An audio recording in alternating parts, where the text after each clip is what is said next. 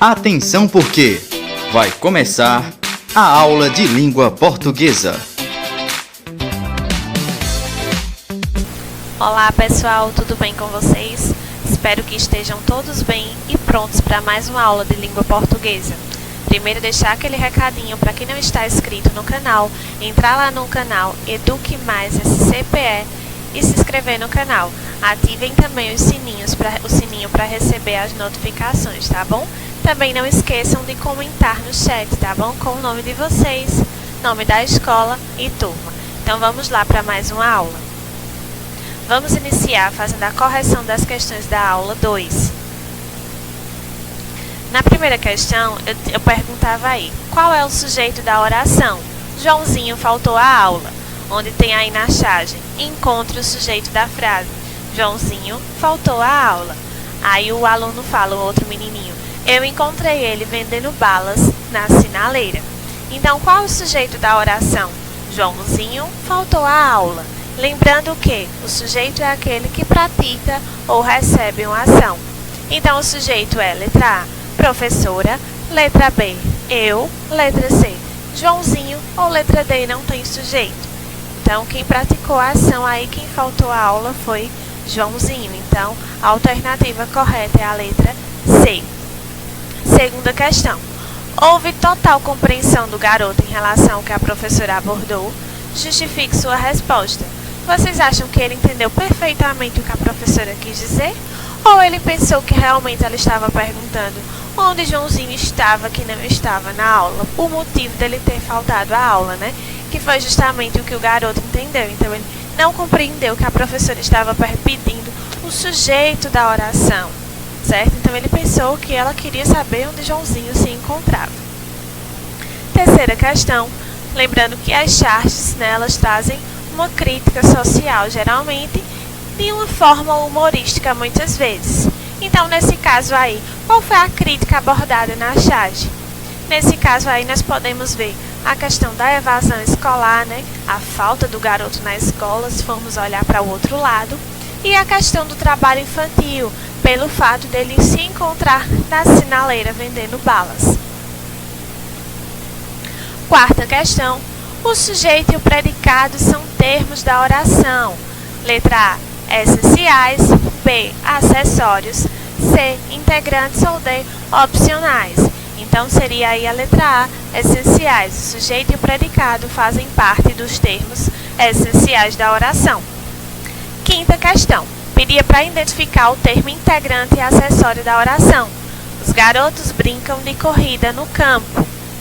Os garotos brincam, eu tenho aí o termo essencial. Quando eu tenho os garotos, o sujeito e brincam, o meu predicado. Então, de corrida, eu vou ter o meu termo integrante e no campo eu vou ter o meu termo acessório. Então, de corrida, termo integrante, no campo, o meu termo acessório. Ok? Espero que tenham acertado todas as questões. E vamos lá para o nosso assunto de hoje. O assunto de hoje é modos e tempos verbais. Relembrando o que é um verbo. Então, vamos lá pensar, relembrar o que é um verbo. O verbo é aquela palavrinha que vai indicar acontecimentos representados no tempo. Então, o verbo ele vai indicar uma ação, um estado ou um fenômeno da natureza, né? Então, eu tenho como verbo correr, brincar, pular, chover, trovejar. Então, vamos lá para os modos verbais. Os modos verbais eu tenho indicativo, subjuntivo e imperativo. Indicam as maneiras como os verbos se expressam.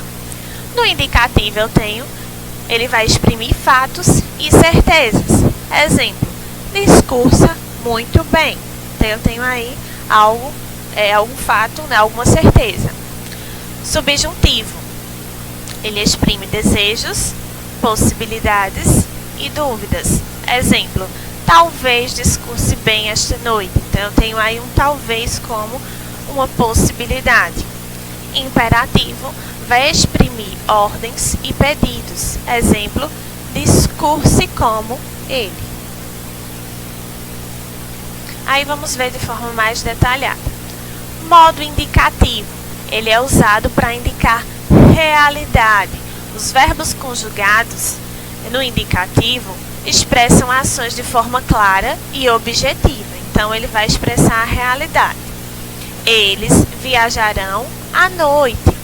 Tenho aí de forma clara e objetiva e algo real. Eles realmente vão viajar à noite. Viajarão à noite. No modo subjuntivo, ele é usado para indicar possibilidade. Então, os verbos conjugados no subjuntivo expressam ações de forma incerta e duvidosa. Então, eu não vou ter uma informação concreta, né? Eu vou ter aí uma dúvida, uma incerteza, certo? Talvez eles viajem à noite. Então, talvez não é algo certo, é algo duvidoso, tá bom? Uma possibilidade. O imperativo, ele é usado para indicar ordem, né? Então, ele vai indicar ordem, pedidos, conselhos, certo? Ele vai ser conjugado expressando essas coisas, tá bom? Então, no exemplo, não viajes à noite. Então, eu tenho aí um conselho, né? Ele está falando, não viajes à noite. Aí, eu tenho um exemplozinho aí também embaixo. Sai desse Facebook e vai estudar. Eu tenho aí um pedido ou uma ordem, certo? Seria mais uma ordem aí, né? Onde ele está apontando o dedo e falando, sai desse Facebook e vai estudar. Então, galerinha, um recadinho para vocês, certo? Saiam das redes sociais e vamos estudar. Flexão do verbo. Existem tempos verbais que indicam ações que ocorrem no presente, ações que ocorreram no passado ou ações que ocorrerão no futuro. Então, esses são os tempos verbais, certo?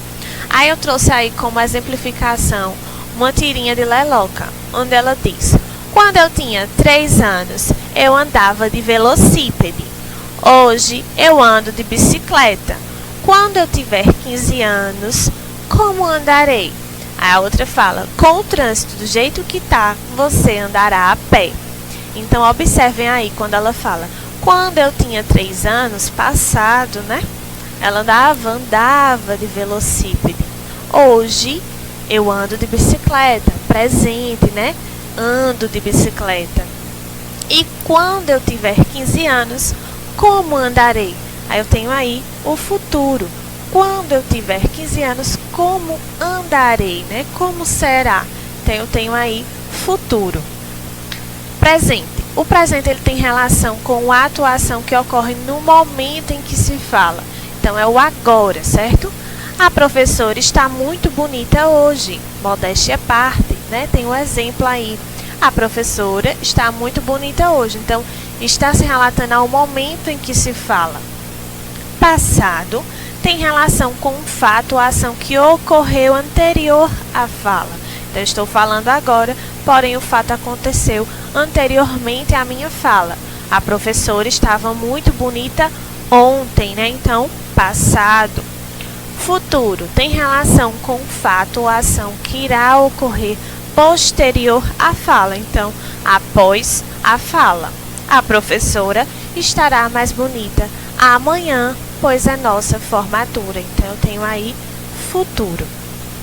E aí eu tenho os modos verbais, indicativo, subjuntivo e imperativo.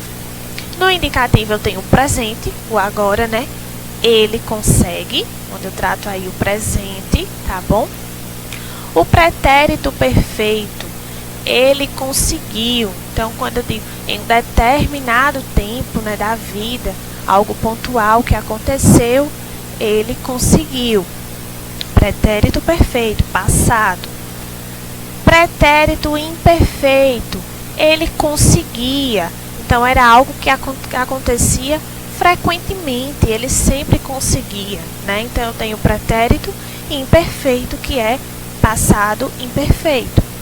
Pretérito mais que perfeito, ele conseguira, que é esse termo aí bem formal, conseguira, que está em desuso, porém é necessário que vocês conheçam, né? Então, esse é o pretérito mais que perfeito. Ele conseguira, essa forma aí verbal, conseguira. Futuro do presente. Ele conseguirá. Né? O futuro do presente é o futuro, digamos que, de amanhã, o futuro próximo, né? Ele conseguirá. O futuro do pretérito ele conseguiria. É um futuro que aconteceu, digamos assim, né? Um futuro mais distante. Ele conseguiria. No subjuntivo, eu tenho o presente, que ele consiga. Lembrando que o subjuntivo, ele apresenta incertezas e possibilidades, certo? Então, que ele consiga. Então, eu tenho aí o que, né, indicando essa incerteza, essa possibilidade. O pretérito imperfeito, se ele conseguisse, o se agora, né, tendo essa função de indicar a possibilidade, se ele conseguisse. E o futuro, quando ele conseguir, né? Então, o quando aí indicando o tempo futuro. O imperativo, né, que é aquele que vai indicar ordens, pedidos, conselhos, ele pode ser no afirmativo e no negativo. Consiga você no afirmativo e não consiga você, tendo ele agora no modo negativo, ok? Exemplos do indicativo. Caminho todas as manhãs. Então, quando eu digo caminho todas as manhãs, é algo que acontece, né? Algo presente. Acontece. Caminhei ontem à noite. É algo que aconteceu, algo passado. Caminharei sábado à tarde. Futuro, acontecerá. No subjuntivo, espero que chova durante toda a noite. Desejo presente. Lembrando que subjuntivo expressa possibilidade, né? Então, é um desejo presente. Espero que chova durante toda a noite. Aí eu tenho aí, se chovesse, as plantas estariam regadas. É uma hipótese passada, certo? Se chovesse, eu tenho aí o uso do se. Quando chover, o caso estará resolvido. Eu tenho quando aí chover, indicando uma possibilidade futura. No imperativo, que eu tenho imperativo afirmativo e negativo, como falei para vocês, eu tenho aí, ajude a senhora a atravessar a rua. Imperativo afirmativo. Não ajude aqueles malandros. Tem um imperativo aí de forma negativa, onde ele utilizou aí o não, ok? Então, vamos lá identificar os modos e tempos verbais em alguns gêneros aí, tá bom? Você precisa perder peso. Aí ele diz, correção. Eu deveria perder peso. Eu preciso de cookies. Então, observem aí. Você precisa perder peso. Eu deveria perder peso. Então, eu tenho aí ele fala depois, eu preciso de cookies. Então, eu tenho aí o presente do indicativo e o futuro do pretérito do indicativo. Na outra, eu tenho gostando de estudar. Por que a Leloca ganhou uma mochila nova? Porque ela gosta de estudar. Que ela gosta de estudar, tudo bem. Mas se eu gostasse mais do que ela? Quando você gostar de estudar, na galinha vai nascer dente. Então, observe aí, que ela goste. Eu tenho aí o que ela goste. Aí eu tenho depois, se eu gostasse. E quando você gostar. Então, eu tenho os 3 tempos verbais, presente, passado e futuro, do modo subjuntivo, onde está indicando aí a possibilidade. Eu tenho aí o que, o se e o quando, aí acompanhando o verbo gostar. Então, eu tenho os 3 tempos verbais, presente, passado e futuro, no modo subjuntivo. Tenho aí outro exemplo. Tenho aí uma receita de um fondue de carne. Aí tem aí o modo de preparo, molho de iogurte. Misture bem todos os ingredientes e leve à geladeira até a hora de servir. Molho tártaro. Numa tigela, misture a maionese com os demais ingredientes e junte o suco de limão, o suficiente para obter uma mistura com consistência um pouco mais cremosa que o da maionese. Conserve o molho coberto na geladeira, mas deixe-o descansar em temperatura ambiente antes de servir. Molho rosé, coloque o ketchup, o creme de leite, o queijo e o sal em uma panela e mexa vigorosamente para não encaroçar. Deixe cerca de 5 minutos no fogo para cozinhar a maionese. Aí tem o molho de mostarda e o molho de alcaparras.